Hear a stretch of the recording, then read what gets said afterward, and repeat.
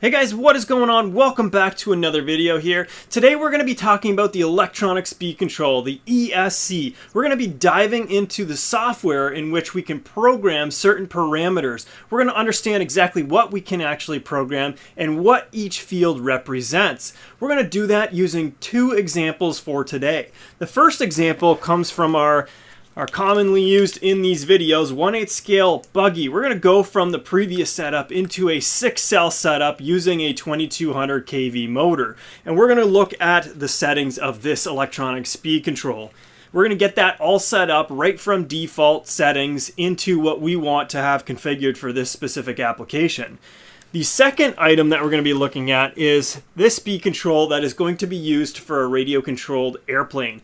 We're going to have that. It's also going to be a 6-cell setup, and we're going to set that up for the airplane. So in this video, you're going to see both a surface example as well as an air example as well. In this video, you're going to see both a surface example in a car as well as an airplane example for our electronic speed control. The setups are a little bit different, but for the most part, very much similar. So let's go ahead, jump over onto the computer and take a look at the software there. All right, so we've plugged in our speed control. We're going to go through this information here on all about programming this particular speed control. This is the 1/8 scale speed control here as the title of that exists. You can see it's the first tab that is within our main menu here, the About tab. This shows you exactly what speed control we're dealing with. So let's go ahead and start off with our basic settings. Now I just reverted all of the settings of this speed control right back to their default settings, and we're going to go through and configure it according to the way that I want it for my specific application, and you would do the exact same with your application, and a lot of it you'll find is based on personal preference. Under basic, we have our cutoff voltage. This is the voltage at which the speed control is going to cut off power to your motor, and it can be done in several ways. I want to select an auto LiPo cutoff voltage. So what this means is I go ahead and I plug a specific cell count into my speed control, and it determines how many cells are actually plugged in. Then what it can do is it can take the voltage that it reads, divide it by that cell count in order to get a per cell voltage. And what I want is I don't want a 3.2 volt. I generally end up running between 3.1 and about 3.4 volts as my cell cutoff. I'm going to go ahead and select 3.3 volts per cell. Now with reverse, this is going to be if you want your vehicle to either go forward and reverse. My vehicle, I do not really like my radio control cars going in reverse unless what it is an indoor racer because of it's in close quarters. I'm going to go ahead and out of my options, without reverse, crawler reverse, or with reverse, I'm going to select without reverse because I don't want my vehicle to go in reverse. The next option that we have is the Beck voltage. This is the voltage that your receiver and servos are going to get. You have options between 5.5 and 8. Keep in mind that 7.5 and 8 is probably good for the receiver. However, there are not a lot of servos that can operate at this voltage. If you do want to operate at this voltage, you have to have the high voltage servo that can take 7.5 and 8 volts. What I like to do is I like to make sure that I end up applying the maximum amount of voltage that my servos can take, in which my case it is 6 volts. I'm going to apply 6 volts and I should be good. Now for idle air beeps, this is just going to be based off of these specific errors that you get. I do not want to have disabled any sort of idle beeps or disabled the air beeps. If I'm at idle, and I do this a lot where I start talking and my car will beep, I'm okay with that. I like it. It tells me it's still on and it's still talking to me. I like that. Disable air beeps. I don't want to disable air beeps. If something's going on, I want to know about that. And with the data log full warning, I don't want that disabled. I don't know why they actually enable that. Maybe that's a common place for many. I guess I do like to be bothered by when my data log is full. This way I know that I can no longer record any more data. I should go and download that information. Otherwise, I'm just wasting any sort of running after that. It's not going to be data log unless I have a different setting, and we'll get to that under the logging tab here. Now the brake amount is just that. How much braking power do you actually want? So under here, if you don't know what something specifically is, you can go ahead and click the help here, and it tells you that you can fine-tune the brakes for a specific application. So this is just the brake strength will engage at a strength of 20%. This is important because if you're on a nice asphalt surface with very sticky tires and it's an on-road vehicle, you probably want a lot of braking strength so you can bring that vehicle down to lower speeds very quickly. You can stop quickly, right? For my application, 50% is okay. Generally, I'm between about 40 or 50% on the 1/8 scale buggy. That has worked well for me in the past, and anything more than that just goes to waste. Now, the drag brake is a brake where you can release the throttle and it's going to actually apply a little bit of a small brake for you. And you can go ahead and select values here anywhere from 0% to 100%. And this is, for crawlers, when you're going down a hill, you can have that full drag brake on so you don't just all of a sudden lose your position. That's probably a lot more important for the crawler guys. For me, as someone who does not race, because if you race, maybe you want a little bit of a drag brake so you can plant the front tires into a corner and around the corner as you're let off the throttle. I don't want to have any braking strength. If I want to just coast down the street, that's exactly what I want to have happen. I want to be in full 100% control. I'm going to leave this at 0 and disabled. Under power, we have the ability to have a start power. This is going and getting the car moving from a 0 speed. Now, this is relative to the amount of power that your batteries can actually dump. If you go and try and select a high amount of start power, but your battery packs will not allow you to dump a lot of power, you're not going to really benefit from much, and you're probably going to cause more problems than it's worth. You, in that case, should be selecting the low. I do like to have a little bit of start power, and I generally select medium for this. I use battery packs that can provide and dump a lot of power, and they're relatively fresh and new, and low internal resistances, which allows me to get a little bit more of a kick on that startup so I can get synced as quickly as possible and as reliably as possible as well. Maximum power, this is relative to the amount of speed that you can get out of that brushless motor. Now, I don't want anything other than 100%. I want to go as fast as possible. However, if you are just getting somebody into radio-controlled cars, you can actually use this function to limit the amount of speed that they would get. Go into the speed control and select a setting such as like 50% or so, and then they're going to get half the speed of your system, which would then be a little bit safer for both of you to go ahead and try that out. Having that friend try it out for the first time. Reverse is actually going to take the percentage of this, 50% of whatever selection that you have up here. If you select 50% as the maximum power and then you select 50% for reversing, what you're actually going to get is 50% power, maximum speed in the forward direction, and then reverse being at 50%, you're going to get 50% of that 50% power. In other words, you're going to have the reversing percentage as only 25%. So this is relative to the setting that you choose above, and if you go and select this, it'll go and explain that here as well. Punch control is the amount of power that you're going to have available on tap on acceleration. Now, I know that my setup will be capable of so much power that is going to be overwhelming. It's even more so overwhelming than the actual other setting that we talked about for braking strength. In this case, I am definitely going to want to apply some sort of punch control because I know if I go ahead and have it disabled at 0, I do not have enough skill to keep this in a straight line.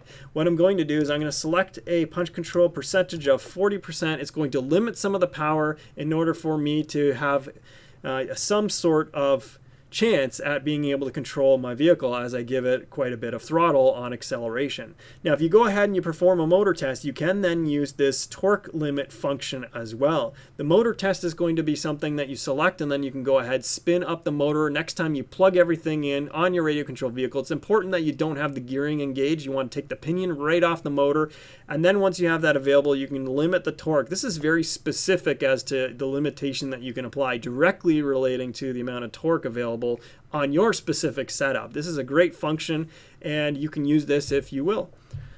Advanced, we can get into some of the arming time. I don't have any reason why the arming time's got to be any different than the factory default setting. I leave that alone. Auxiliary wiring mode. You can go ahead and have the auxiliary wire. This is another lead that you can plug into your receiver on a different channel, control any one of these functions. Since I go ahead and I program everything on the speed control, I don't need to have any subtle adjustments as I'm running my vehicle. If I want to make an adjustment, it's just a personal preference. I just jump right into the software. It's easy for me to disconnect it. I have it set up well in that respect, so I can go ahead and change that at any time. For the Link Live enabled, this is something that I don't have any experience with. You do need the specific hardware. It goes and talks about that hardware that you need.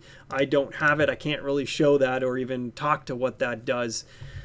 Throttle deadband position. This is the amount of deadband that you have in your neutral position. I leave it at the default setting here at the 0.1 milliseconds. I don't see a reason to change it for my specific running. I'm very comfortable with that deadband zone, and it works for me. Now, I can't imagine anyone else wanting to change this, but I guess depending on the situation that you have, maybe there is the opportunity out there that presents itself where this is useful. I certainly could see that there's a bunch of different settings that you can actually select here. If you want a large deadband, so that means your neutral position is relatively large, it has a bigger range, and if you have a very small deadband, that means a very small input from neutral is going to either put it in reverse, put the brake on, or add throttle to it if it's that tight. So I like to keep it at the default setting. It seems to work for me. Your motor, the motor direction, I know on this vehicle, based on how I run it on a different setup, I do need to reverse it. This is just the direction that the motor is going to rotate. Now, the motor type, this is where I want to definitely use the Smart Sense mode. I don't want to go into a censored only, and I don't obviously want to have a brushed reversing motor as well. So really with this Smart Sense, I want to be able to use the censored part of the motor, and I want to be able to operate in a sensorless mode.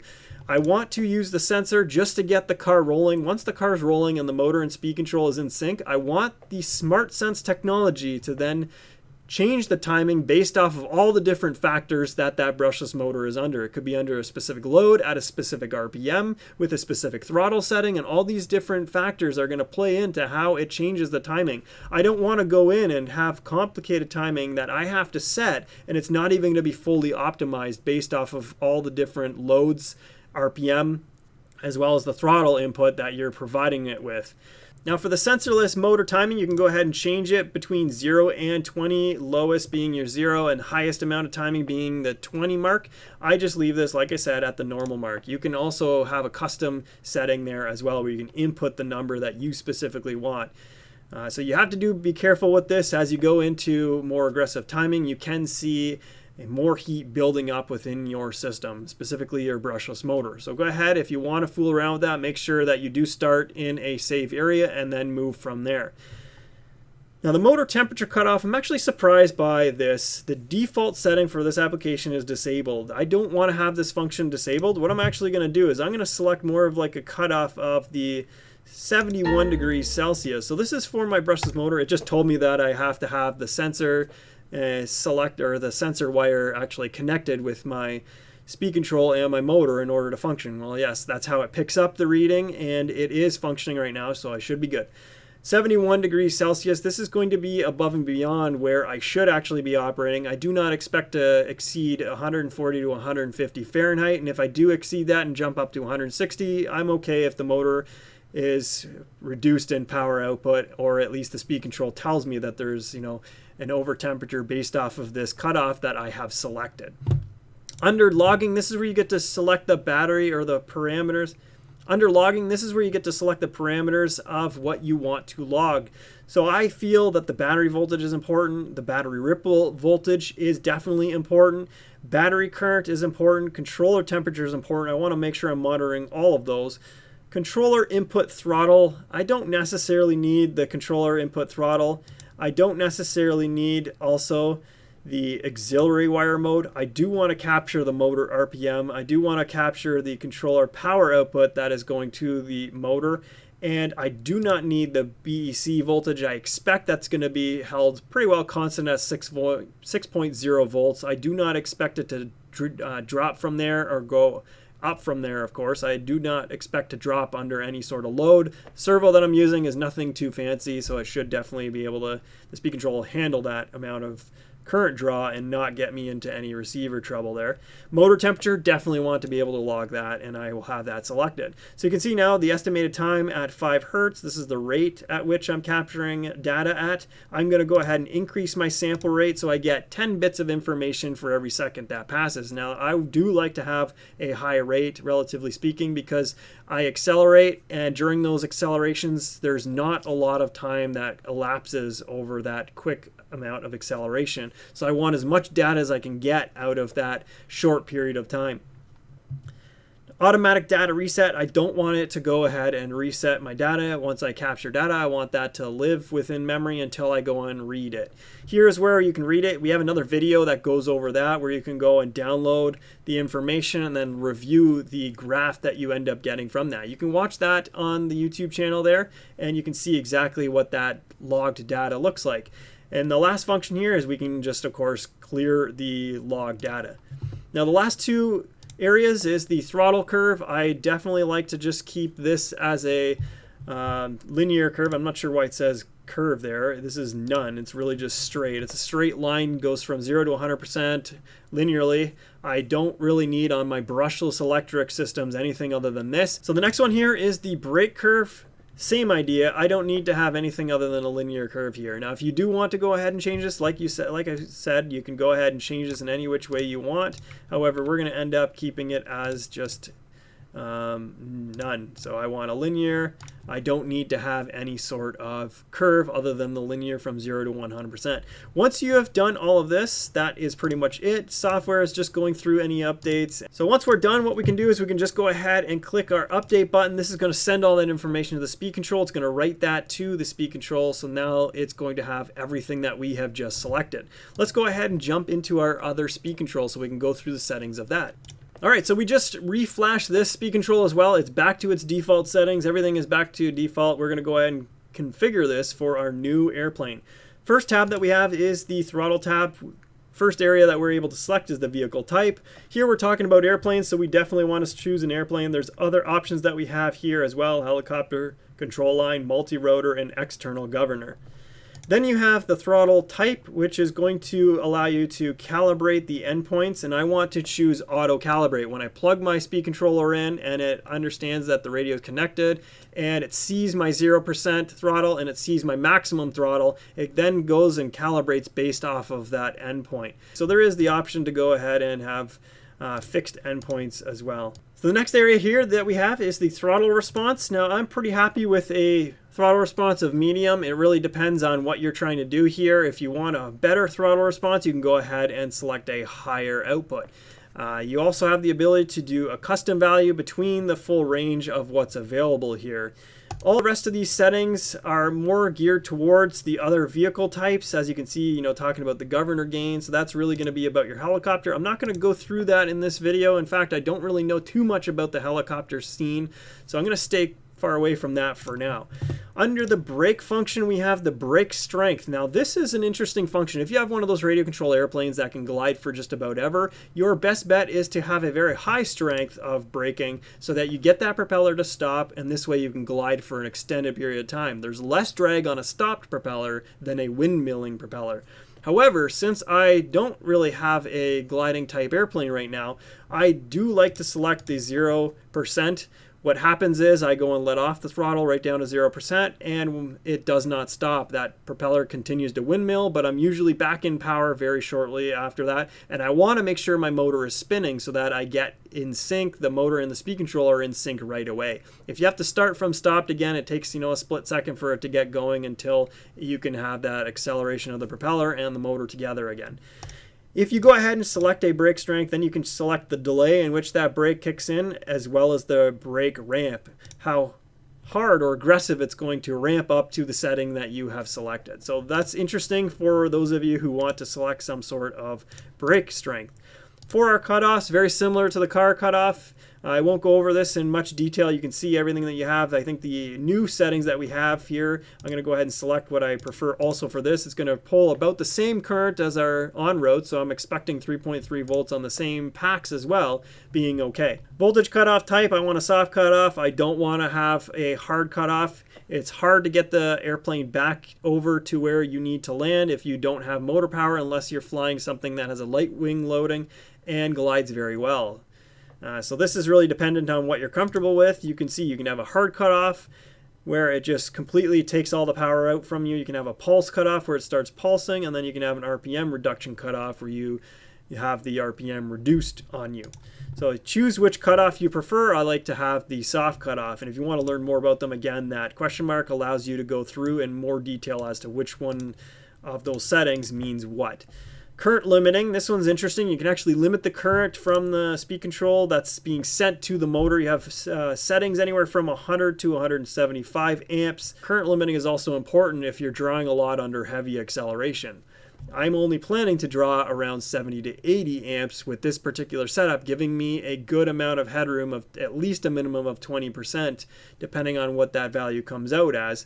And I do not expect to accelerate hard and exceed any more than probably about 125 amps. However, I will leave this at the default setting of 150 amps. And depending on what you select here, you can also select the current cutoff type, very similar to what we have above, soft versus hard. Those are your two options.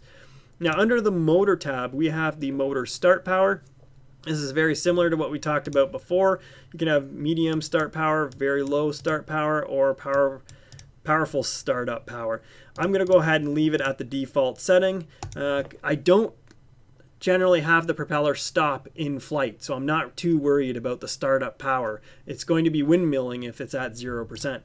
The motor timing, this is going to allow you to select the timing that you have of your brushless motor. I'm going to go ahead and leave it at normal. In this case, you do have an option between 0 and 10, and you also have the option to do a specific value if you want to go ahead and dial it in for your specific setting. The direction, this is just referring to which way the motor turns, if it's going to turn in one direction versus another. If you can access the wires on your brushless motor, you swap any two of the three and you can do exactly what this is doing. Here we do have a PWM rate. We talked about PWM in the previous video that we did. I know that the setup that I'm going to be selecting needs a PWM rate of about 10 kilohertz, in which case 12 kilohertz is going to be perfectly fine, as it exceeds the one that I was able to calculate. So we don't need to go and touch any of those settings. Everything here at the default setting is going to be okay, with the exception of forward. I'm not sure if this is actually going to work out for me, but we'll get there when we plug the motor in. Under the other, we have some power on beeps. So I do like the beeps when I power it on. This is a personal preference, much like most of this is. I'm going to go ahead and leave this as enabled. We have the link live enable. This we talked about earlier. I don't have any experience with this, so for those of you who do want this, that's going to come from the manual, or you can go ahead and select the help to understand what you can do here. Obviously, if you have the equipment, enable it, right? Beck voltage, I want to have the maximum amount of voltage that my servos will allow. I know that the servos I'm using are going to allow 6.0 volts, and I'm going to go ahead and select that. Auxiliary wire, I do not have any reason to operate with this auxiliary mode, in which case I will leave it disabled. But for those of you who want to go and control other stuff, here are your options. You can have some reverse thrust, you can have some arm lock, a whole bunch of different options here that you can select if you want to go ahead and enable these. I'm going to leave it at disabled and then jump into logging. Very similar to what we just covered on the previous log. I'm going to have this listed as a battery voltage checked, battery ripple, very important, battery current, yes, controller temperature. The only thing that I don't need is controller input, and I don't need to have governor gain or Beck voltage. Last option that we do have is the software, and of course this is based on if you want to go and update your software here, your firmware that's on the controller. This is the versions that you have out. So what we can do from here, we're going to go and update our speed control. Now that we've updated, that speed control is right up to all the settings that we have just programmed. So there you have it. That's how you program all the settings within your speed control, and that's exactly what those functions do, more or less. Any more details, you can hover over that help button and it'll go into a greater amount of detail for each section. Like the video if you do, and don't forget to hit that subscribe button so that I can see you in that next video. Thanks a lot for watching, and I'll see you next Monday.